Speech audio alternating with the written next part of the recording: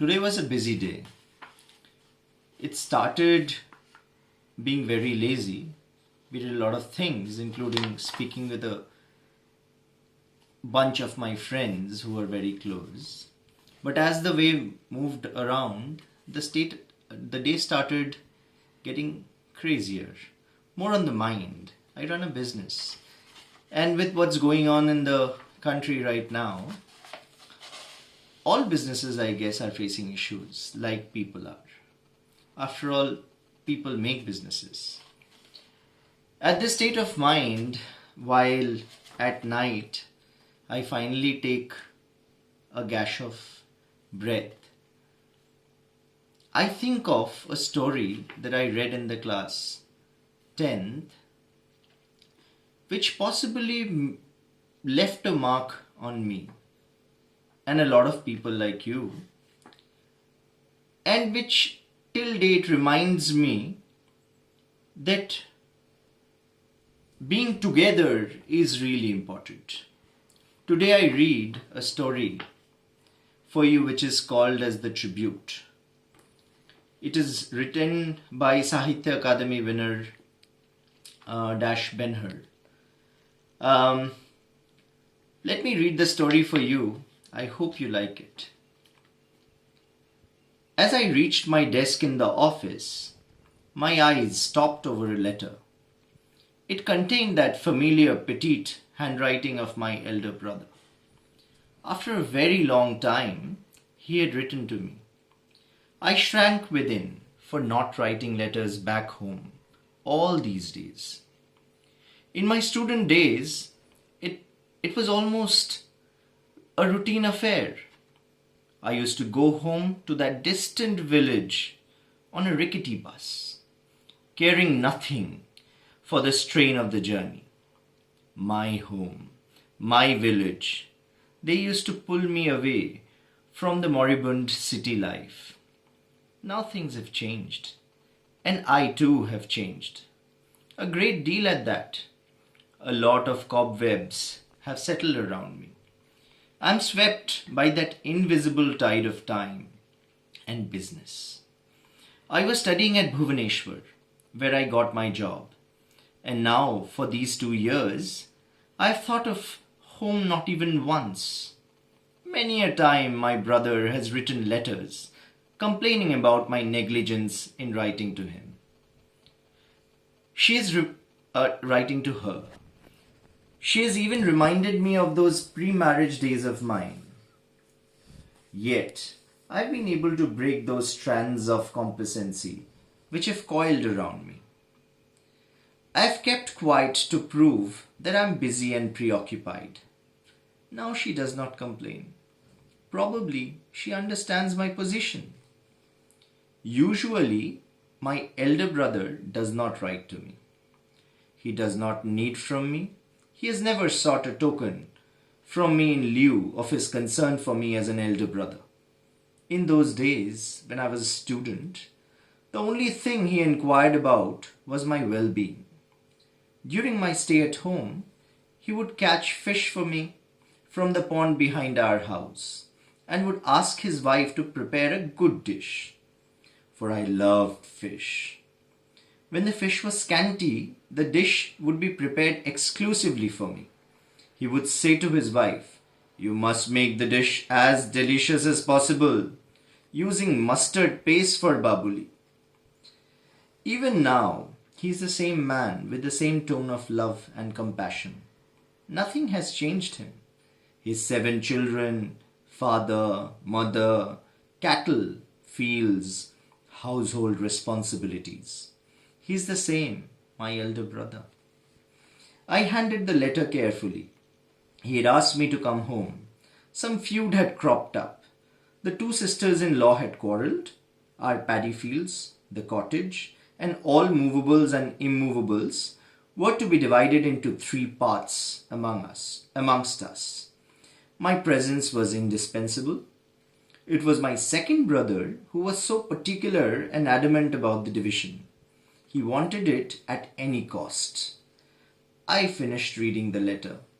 A cold sweat drenched me. I felt helpless, orphaned. A sort of despair haunted me for a long time. Quite relentlessly, I tried to drive them away, yawning helplessly in chair. In the evening, when I told my wife about the partition that is to take place, I found her totally unperturbed. She just asked me, when? As if she was all prepared and waiting for this event to take place. In a week's time, I said. In bed that night, my wife asked me all sorts of questions. What would be our share? And how much would it fetch us on selling it? I said nothing for a while, but in order to satisfy her, at last guessed that it should be around 20,000 rupees. She came closer to me and said, we don't need any land in the village. What shall we do with it? Let's sell it and take the money. Remember, when you sell it, hand over to me the entire 20,000. I'll make proper use of it. We need a fridge, you know. Summer is approaching. You need not go to the office riding a bicycle. You must have a scooter. And the rest we will put in a bank. There's no use keeping land in the village. We can't look after it. And why should others draw benefits out of our land? I listened to all this like an innocent lamb looking into darkness. I felt as if the butcher is sharpening his knife, humming a tune and waiting to tear me into large chunks of meat and consoling me, saying that there is a better life after death. Gone are those days, gone are those feelings, when the word home filled my heart with emotion.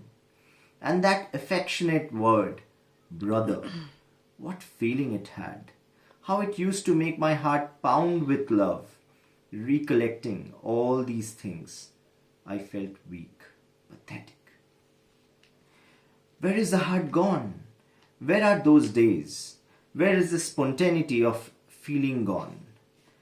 I just can't understand how a stranger could, all of a sudden, become so intimate, only sharing a little warmth by giving a silent promise of keeping close.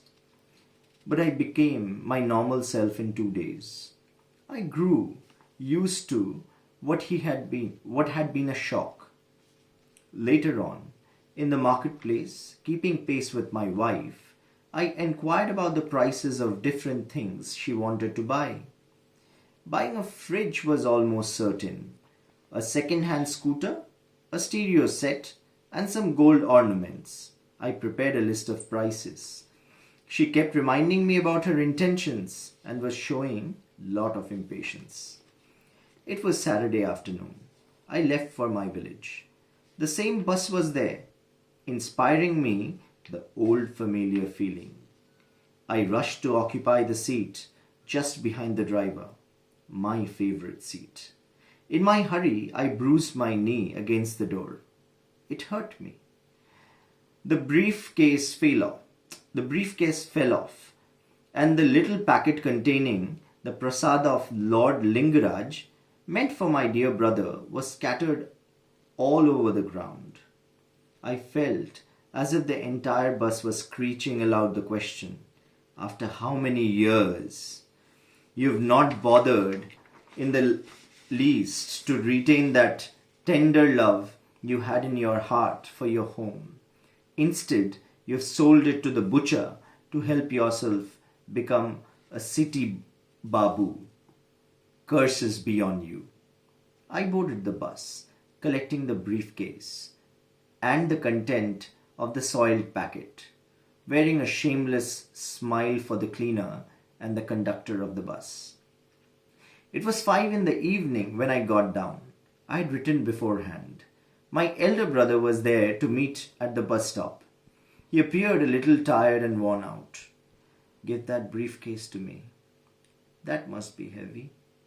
He almost snatched it away from me. I forgot even to touch his feet. This had never happened earlier.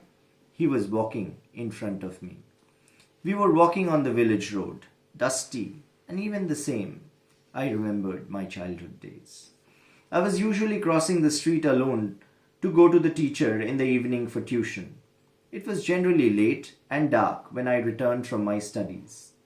Unfailingly, my elder brother would be there to escort me back home, lest I should be frightened. He would carry the lantern, my bag of books and notes. I had to follow him to do so. If I lagged behind, he would ask, "Why? You are perhaps tired. Come, hold my hand and walk with me." He sometimes used to carry me on his shoulders while going to the fields for a stroll.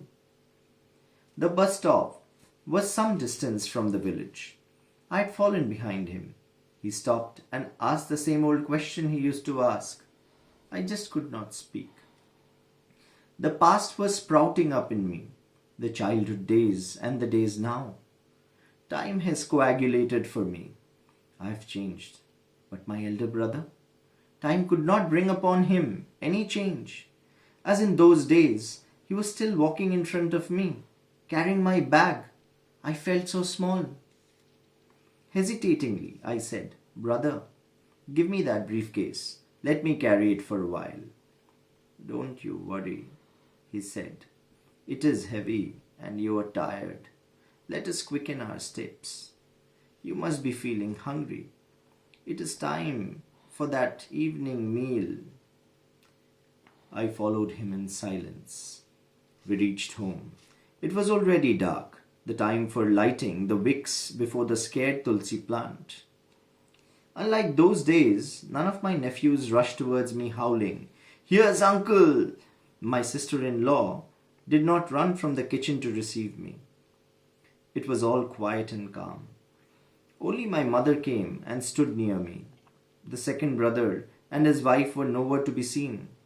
In the entire house, there was an air of unusualness, rather the stillness of the graveyard, as if the house was preparing for its ultimate collapse. I tried to be normal with everyone, but there was that abominable lull all around. My second brother and his wife, in spite of their presence at home, showed no emotion. They were all set for the partition, and they cared for nothing else. I could not sleep all night, and the following morning passed quite uneventfully. It was midday. 7 or 8 people had gathered in our courtyard to supervise the division. We 3 brothers were present. Mother was not to be seen anywhere in the vicinity. We were waiting for the final separation, as if ready to slice out the flesh of the domestic body which our parents had nourished since the day of their marriage. And then we would run away in 3 different directions, clutching a piece each. All the household articles were heaped in the family courtyard. These were to be divided into 3 parts. All the small things in the house, almost everything movable, starting from ladies made out of coconut, ladles made out of coconut shells, and bamboo to the little box where father used to keep his beetles. The axe and the old radio set too had been produced. A long list of all the items was made. Nothing was spared, neither the dinky nor the little figures of the family idols. I saw my elder brother rise. He stopped for a moment near the pile of things and unfastened the strap of his wristwatch and placed it on the heap with other things. Perhaps a tear trickled down his cheek. With a heavy sigh, he left the place. I had often heard him say that father had bought him that wristwatch when he was in the 11th class. But I also remember well, in my MA final year, he had mortgaged that watch to send me money to go to Delhi for an interview. He had sent me an amount of 150 rupees. I remember clearly. No one knows whether the wristwatch would come back to him or not. His action seemed symbolic of all his snapping, all his attachment with the past. I was silent. My elder sister-in-law was in the backyard. My second brother was often whispering things into his wife's ear and was there taking his place with us. It was like the butcher's knife going to the stone to sharpen itself. The elder brother was calm and composed. Like a perfect gentleman, he was looking at the proceedings dispassionately, exactly as he had gone on the day of the sacred thread ceremony of his son and on the day of my marriage. It was the same preoccupied and grave manner, attending sincerely to his duty. While discussing anything with my second brother, he had that same calm and composed voice, not a sign of distrust and regret. I remember the year father died, we had to live under a great financial strain. It was winter. The chill was at its height. We had a limited number of blankets. The cold was biting, particularly at midnight. That one blanket was not enough for one. That night, I was sleeping in the passage room. When I woke up in the morning, I found my elder brother's blanket on me, added to mine. Early at dawn, he had left for the fields, without a blanket on his shoulders. If he had been asked why, he would have surely said in his usual manner that he did not feel the cold. Now I have a comfortable income, yet it had never occurred to me to think of buying any warm clothes for my elder brother. He is still satisfied and happy with that tattered blanket that he had covered me with twice. The same blanket was there before me, with all other things. I shivered with the cold and my own ingratitude. The process of division was finally over. Whatever the second brother demanded, my elder brother agreed to it with a smile. My second brother proposed to buy the share of land that was given to me and offered 18,000 rupees as the price. In the evening, my elder brother took me along with him to show me the paddy fields that were to be mine. I quietly followed him. We moved from boundary to boundary. Everywhere I could feel the imprints of his feet, his palm and his fingers. On the bosom of the paddy fields sparkled the pearls my elder brother's sweat. He was showing me the fields as a father would introduce a stranger to family members. In the morning, I was to leave for Bhubaneswar. I had no courage to meet my elder brother. Before leaving for the bus stop, I handed over the same slip of paper to my elder sister-in-law, which had the details about my share. Writing on the blank side of that slip, I had asked her to deliver it to my elder brother and stealthily stepped out of our house. I had written, "Brother, what shall I do with the lands? You are my land from where I could harvest everything in life. I need nothing save you. Accept this, please. If you deny, I shall never show my face to you again." That was the story of tribute. This is one time, this is one moment where we all would lose something or the other. But that should be our tribute to the nation, and it should be our promise that we would keep safe and we would come out as a stronger nation. Thank you very much and see you again soon.